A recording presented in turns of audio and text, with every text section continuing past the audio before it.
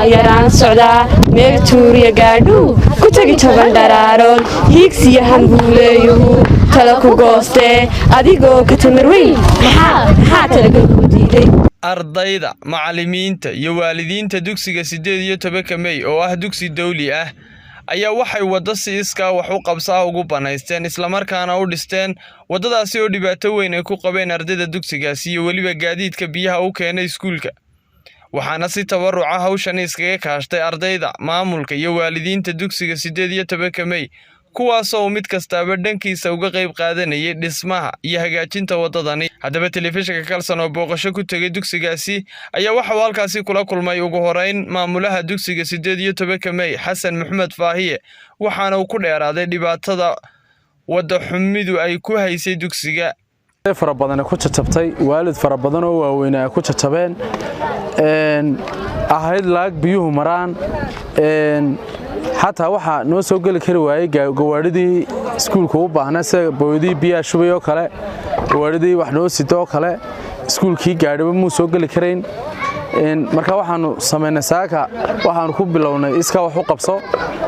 anagoo dhigayna dhagaxii wadooyinka la dhigayay karaabulka ahaa waa ka shaqadii socota waxa weeyaan waxaanu dhigaynaa ilaa 60 mitir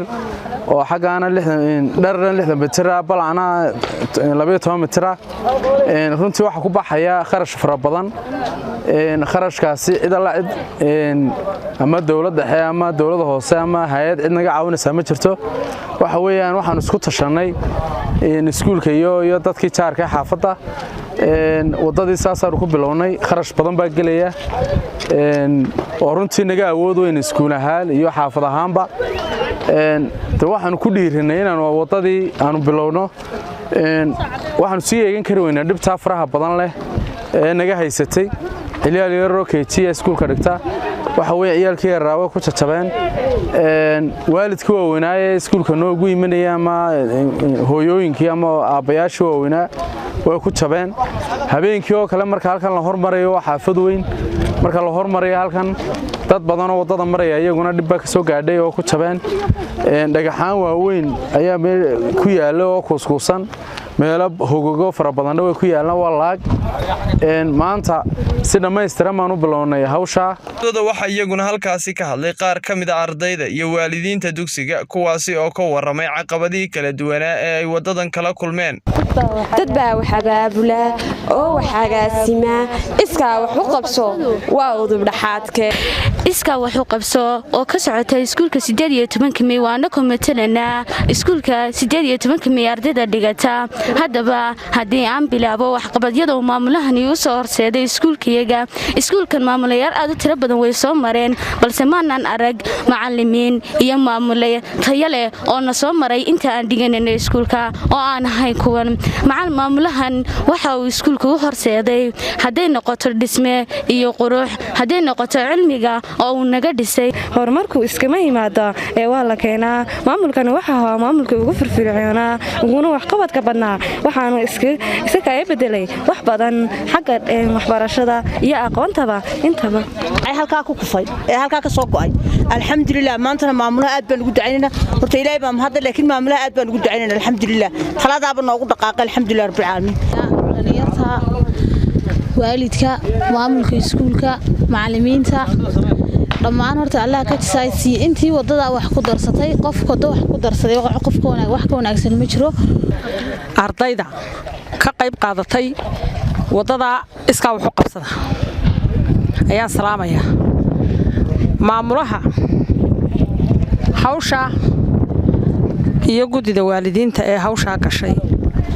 ee aad u hagaajisay inay wadadooda iska wax u qabso ku qabsadaan نوا سلامة يا حويان هالكن معمولها الله دورة أيان نجو أبابلي إن نصمي سنو كنتي ده والدين تودن أرتيدا عشان دمانتد وحنكوري وعمل عدك بينه هاي دوي بعضي وحنكوري دور قف باكو شبي waxaan ku faraxsanahay maanta iyada wadada la dhisay alxamdulillaah rabbil caalamiin khayr iyo bashar ugu dambeyntii waxa goobta ka hadlay gudoomiye ku-xigeenka xafiiska waxbarashada gobolka Maroodijeex Saleebaan Siciid Saleebaan kaasi oo ku bogaadiyay ardayda maamulka iyo waalidiintu sida ay iskaga kaashteen una hagaajisteen jidka horumar dugsiga isagoo sidoo kalena ugu baaqay dugsiyada gobolka Maroodijeex inay u midoobaan waxyaabaha danta guud ah iyo macallimiinta iyo ardayda dugsigani waxa dhib badan ka haysatay wadadan haddana wasaaradda waxbarashada guddoonka waxbarashada gobolka iskuulkan wadada loo soo marayo dhib badan baa ka haysatay xataa booyadihii ciyaalka biyaha u shubay ayaa wadadan soo mar kar la maanta waxa garab taagan maamulaha dugsiga oo saddex ay dhimay Mr. Xasan iyo gudida waalidiinta ee dugsigan oo qaybta ugu ballaaran argay oo maanta qayb qaadanaya wadadan oo dhagax dhigay oo qayb la xaal ka qaadanaya dugsiga horumarkiisa waxaan ka codsanayaa dadweynaha xaafadda degan in aanay ku eegin gudida iskuulka iyo maamulaha iskuulka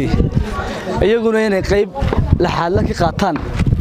horumarka iskuulka iyo wadadan maadaama ubadkoogii iskuulka dhigto oo kuwa wadadan ku jajabaya yihiin ubadkoogii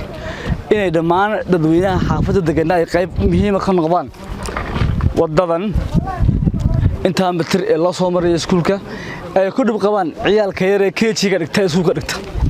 iyo ardayda kalaba iyo waalidiinta iskuulka soo booqanaysa ardayda weemanas sunnoo sheega maamuluhu dad badan baa ku tago wadadan marka maanta waxaan aad ugu hambaleynayaa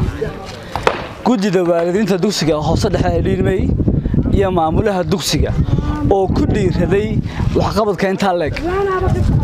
haddana wasaaradda waxbarashada annaguna insha Allah contribution-kayga qayb baan ka noqon doonaa